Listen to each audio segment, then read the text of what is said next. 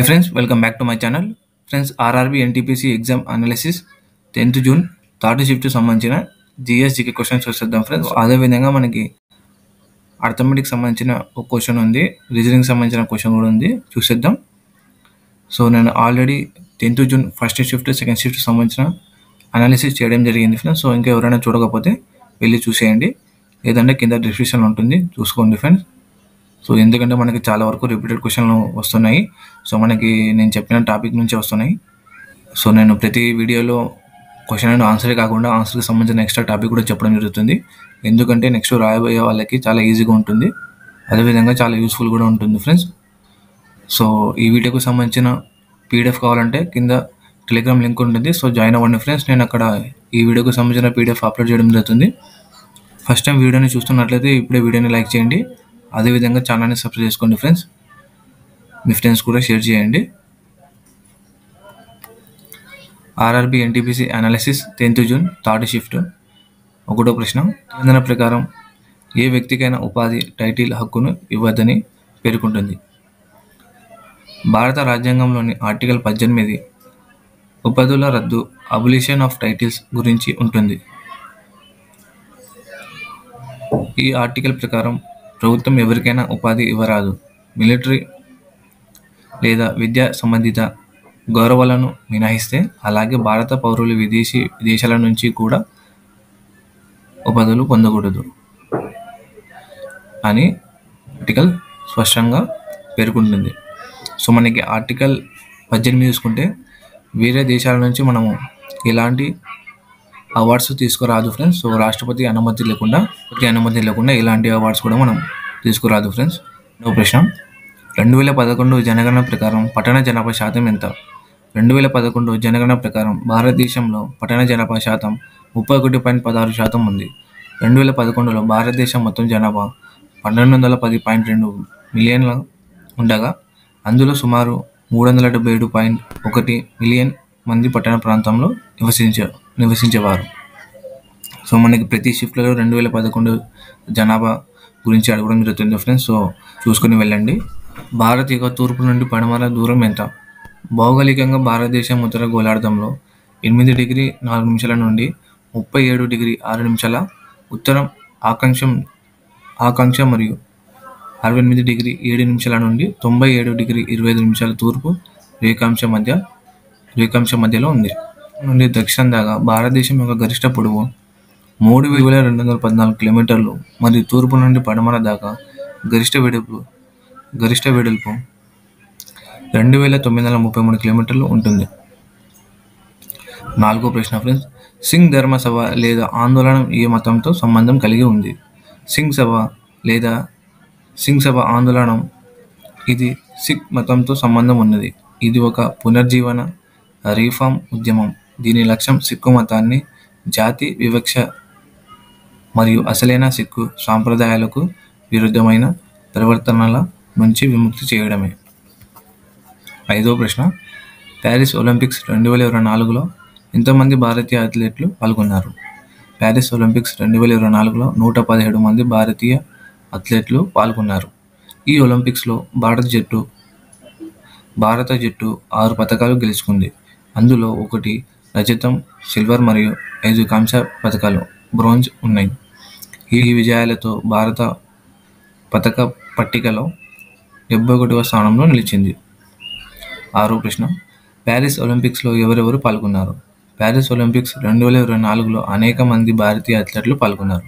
ఇంకా పాల్గొన్న వారిలో Neeraj Chopra javelin throw, PV Sindhu badminton, Mirabai Chanu weightlifting, Lovlina Borgohain boxing, పురుషులు హాకీ జట్టు.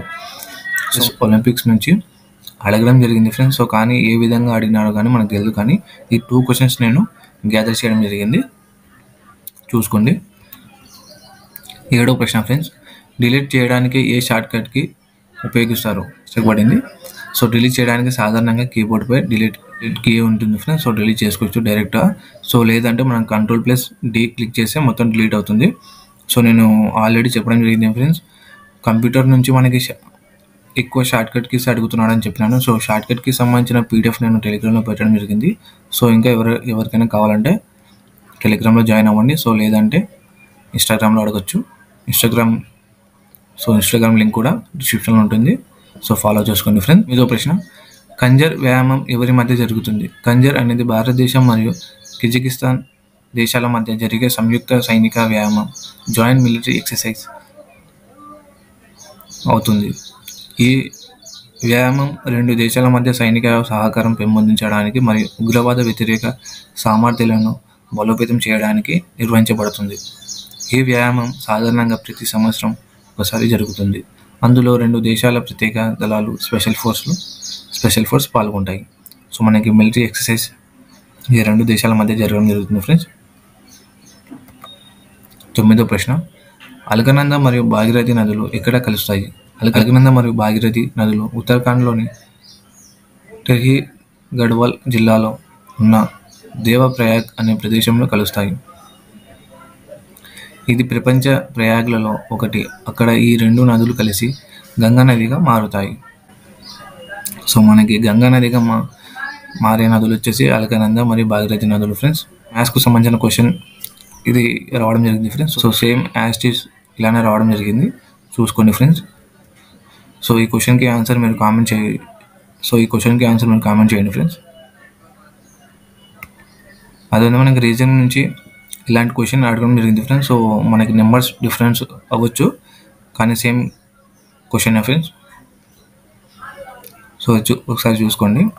సో మనకి ఓవరాల్ పేపర్ చూసుకుంటే మ్యాథ్స్ సెక్షన్ నుంచి సింప్లిఫికేషన్ నుంచి 3 క్వశ్చన్స్, యావరేజ్ నుంచి 2 క్వశ్చన్స్, సిఐఎస్ఏ నుంచి 2 క్వశ్చన్స్, టైమ్ అండ్ వర్క్ నుంచి 2 క్వశ్చన్స్, మెన్సురేషన్ నుంచి 1 క్వశ్చన్, పర్సంటేజ్ నుంచి కూడా వస్తున్నాయి ఫ్రెండ్స్, ప్రాఫిట్ అండ్ లాస్ నుంచి 3 క్వశ్చన్స్, స్టాటిక్స్ నుంచి 3 క్వశ్చన్స్, నెంబర్ సిస్టమ్ నుంచి కూడా వస్తున్నాయి, హైట్ అండ్ డిస్టెన్స్ నుంచి 1 క్వశ్చన్, ఏపీసీబీని ట్రిగ్నామెట్రీ 1 క్వశ్చన్, ఆల్జీబ్రా నుంచి వస్తున్నాయి ఫ్రెండ్స్.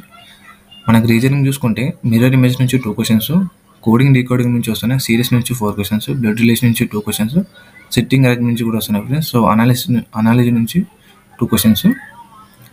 జీకే సెక్షన్ నుంచి చూసుకుంటే కరెంట్ అఫైర్స్ జనవరి నుంచి మే వరకు చూసుకోండి ఫ్రెండ్స్. 2025లో రీసెంట్గా.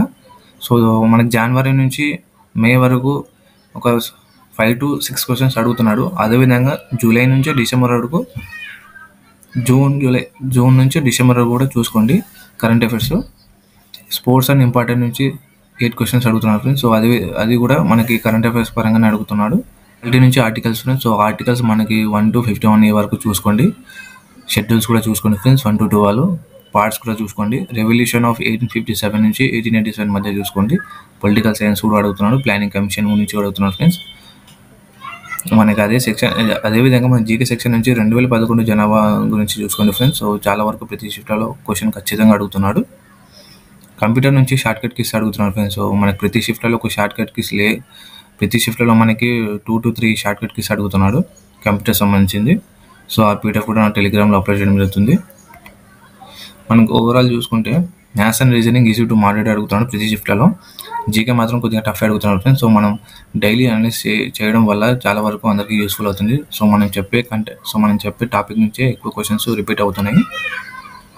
సో ఈ వీడియో మీకు నచ్చినట్లయితే ఖచ్చితంగా లైక్ చేయండి ఫ్రెండ్స్. సో అదేవిధంగా మీ ఫ్రెండ్స్ కూడా షేర్ చేయండి. ఈ విధంగా ఈ వీడియోకు సంబంధించిన పీడిఎఫ్ కావాలంటే టెలిగ్రామ్లో జాయిన్ అవ్వండి ఫ్రెండ్స్. సో టెలిగ్రామ్లో నేను ఈ వీడియోకు సంబంధించిన పీడిఎఫ్ అప్లోడ్ చేయడం జరుగుతుంది. సో ఫ్రెండ్స్ ఈ వీడియో మీకు నచ్చినట్లయితే ఖచ్చితంగా సబ్స్క్రైబ్ చేసుకోండి. అదేవిధంగా మీ ఫ్రెండ్స్ కూడా షేర్ చేయండి ఫ్రెండ్స్. టెలిగ్రామ్లో కూడా జాయిన్ అవ్వండి ఫ్రెండ్స్. ఇన్స్టాగ్రామ్లో కూడా ఫాలో చేసుకోండి ఫ్రెండ్స్. సో ఇన్స్టాగ్రామ్లో మీకు ఏమైనా డౌట్ ఉంటే క్లియర్ చేయడం జరుగుతుంది. So thank you so much.